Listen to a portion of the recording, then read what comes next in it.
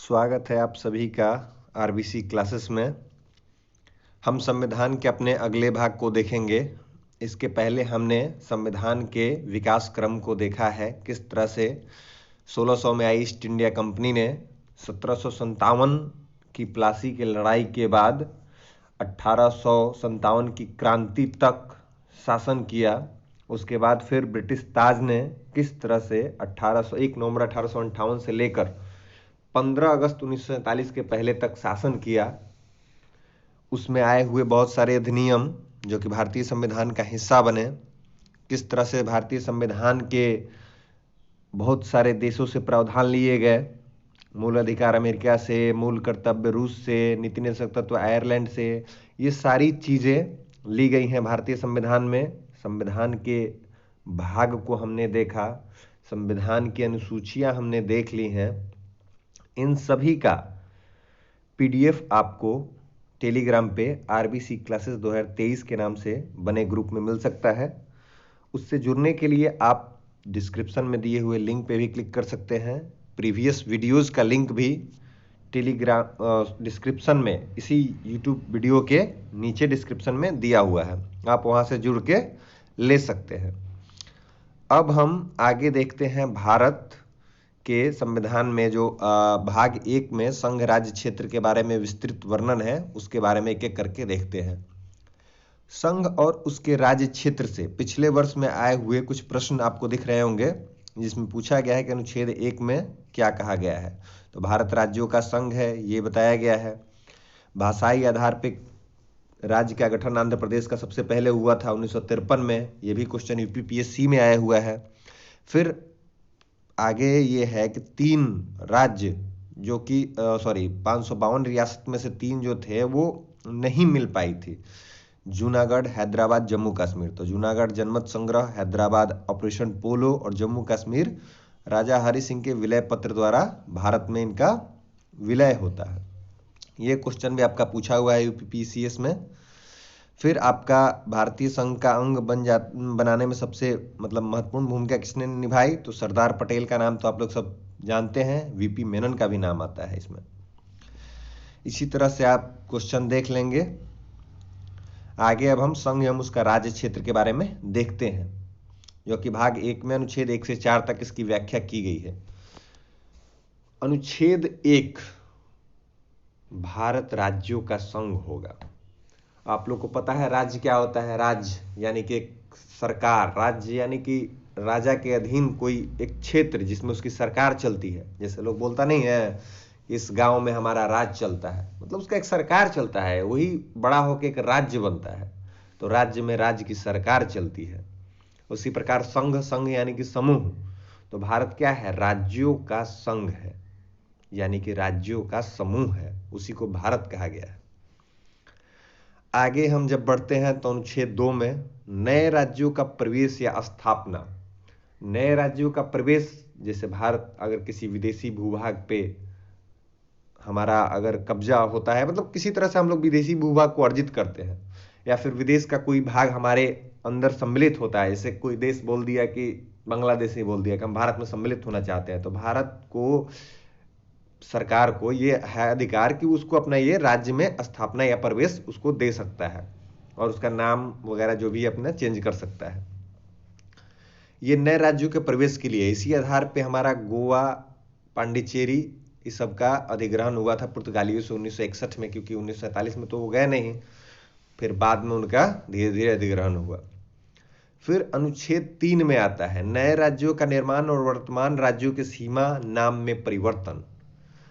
आप लोग को पता है कि भारत सरकार के पास ये अधिकार रहता है कि वो कोई भी राज्य को उसको सीमा पुनर्निर्धारित या फिर तोड़कर 2 राज्य या फिर उसके नाम में परिवर्तन कर सकते हैं। जैसे बिहार को ही ले लीजिए, बिहार को 2000 ईस्वी में 15 नवंबर को तोड़ के झारखंड बनाया गया, एक अलग राज्य। वो बिहार का ही पार्ट था पहले झारखंड, उसको तोड़ा गया।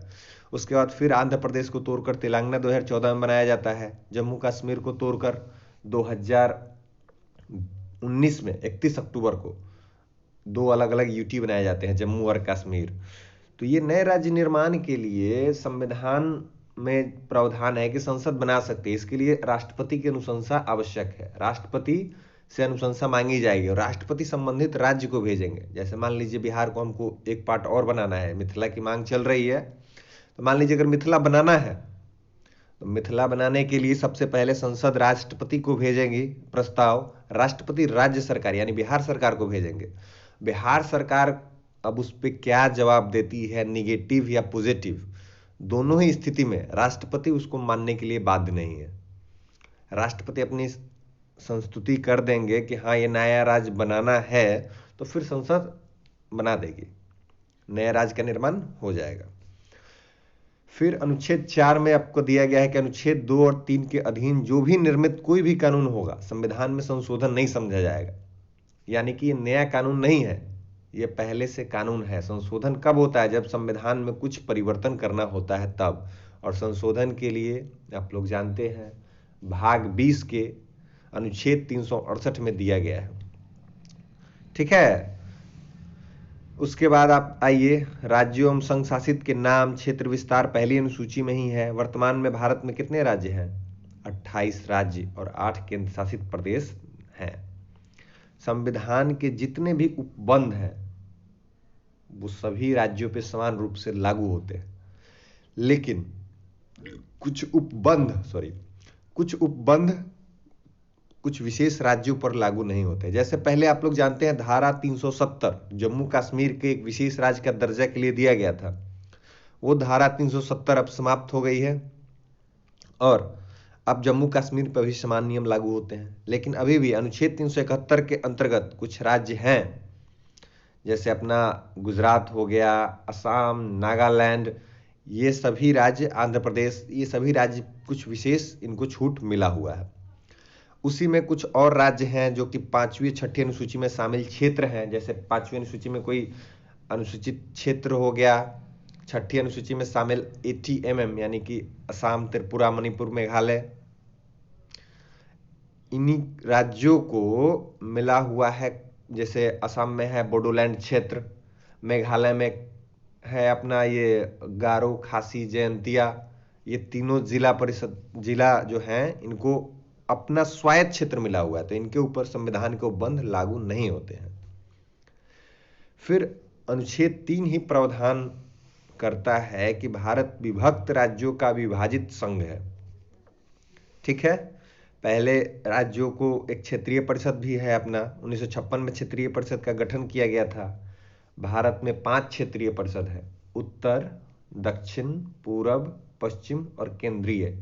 हम लोग पूर्वी क्षेत्रीय परिषद के भाग हैं। बिहार पूर्वी क्षेत्रीय परिषद का भाग है, जिसका मुख्यालय कलकत्ता है। फिर आइए हम लोग देखते हैं अब राज्य बनने का क्रम। सबसे पहले राज्य उस समय तो 552 हमने बताया, उसके बाद फिर राज्य धीरे धीरे उसको एकीकरण किया गया।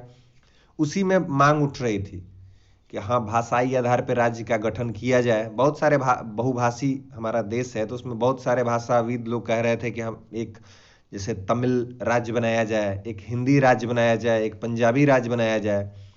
उसी मांग को देखते हुए आयोग गठित किया गया, धर आयोग 1948 में, और JBVP समिति वो भी 1948 में, जिसमें जवाहरलाल नेहरू, वल्लभ भाई पटेल और पट्टाभी सीतारमैया थे।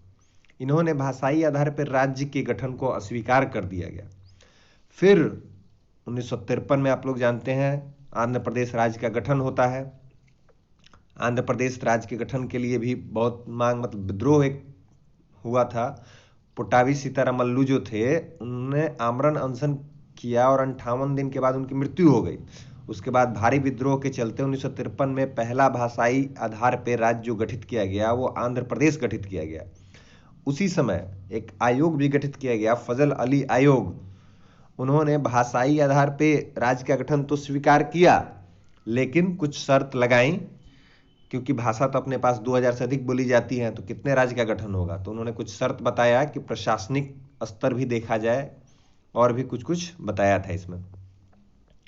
उसके बाद 1956 में राज्य का जब पुनर्गठन होता है तो 14 राज्य और 6 केंद्र शासित प्रदेश 1956 में थे। फिर धीरे धीरे राज्य का गठन होता है। जैसे 1960 में 15वां राज्य गुजरात बनता है, महाराष्ट्र से अलग होकर।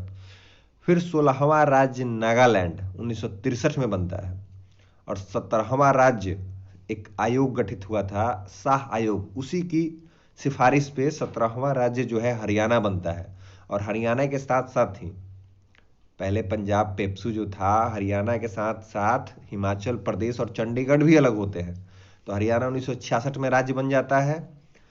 1971 में 18वां राज्य हिमाचल प्रदेश को बनाया जाता है, हिंदी भाषी राज्य हिमाचल प्रदेश को बनाया जाता है। उसके बाद फिर 1972 में 3 राज्य एक ही साथ उदय होता है, मणिपुर, त्रिपुरा, मेघालय, 19वां, 20वां, 21वां राज्य के रूप में बनते हैं, जो कि पहले केंद्र शासित प्रदेश थे। उसके बाद सिक्किम को 36वां संविधान संशोधन द्वारा 1975 में बनाया जाता है। उसके बाद फिर 87 में 3 राज्य, मिजोरम, अरुणाचल, गोवा, 23वां, 24वां, 25वां राज्य बनते हैं भारत के। फिर उसके बाद 2000 ईस्वी में 3 राज्य फिर बनते हैं। 1 नवंबर को छत्तीसगढ़, 9 नवंबर को उत्तराखंड और बिहार से अलग होकर 15 नवंबर को झारखंड का निर्माण होता है। 15 नवंबर को ही बिरसा मुंडा की जन्मतिथि और जनजातीय गौरव दिवस भी मनाया जाता है। उसके बाद फिर 29वां राज्य तेलंगाना 2014 में गठन होता है। तब अभी फिर जम्मू कश्मीर का विभाजन जब 31 अक्टूबर 2019 को हो जाता है, जिस दिन हम लोग क्या मनाते हैं, राष्ट्रीय एकता दिवस, सरदार वल्लभ भाई पटेल की एक राष्ट्रीय एकता दिवस जो मनाते हैं, उसी दिन 31 अक्टूबर को जम्मू कश्मीर का विभाजन हो जाता है 2 यूटीज में, लद्दाख एंड जम्मू कश्मीर।